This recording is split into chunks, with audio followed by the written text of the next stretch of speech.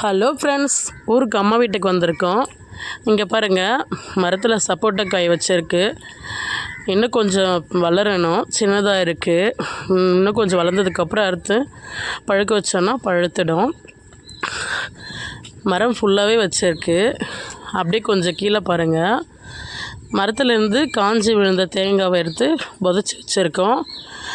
இது ஒரு 6 மாதத்தில் நமக்கு நடுற மாதிரி சின்ன தென்னங்கன்னா வளர்ந்துடும்.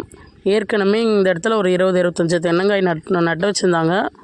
வளர்ந்து எடுத்து இந்த வயலோரமாக நட்டு வச்சுருக்காங்க.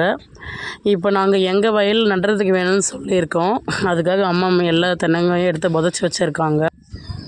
இதோ இங்கே பாருங்கள், இந்த தென்னங்கன்று இதுக்கு முன்னாடி நட்டது, கொஞ்சம் வளர்ந்துருக்கு.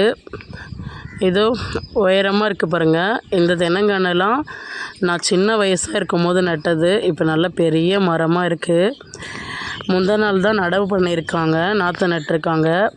நாங்களாம் சின்ன வயசாக இருக்கும் போது அவங்க நாற்று நடும் போதே அவங்க கூடவே ஓரமாக 2 லைன் பிடிச்சி நட்டுகிட்டே போவோம். இந்த மாதிரிலாம் யார் சின்ன வயசில் நீங்களும் நாற்று நட்டுருக்கீங்களா? அதெல்லாம் ஒரு சந்தோஷமான அனுபவம். தேங்க்யூ ஃபார் வாட்சிங்.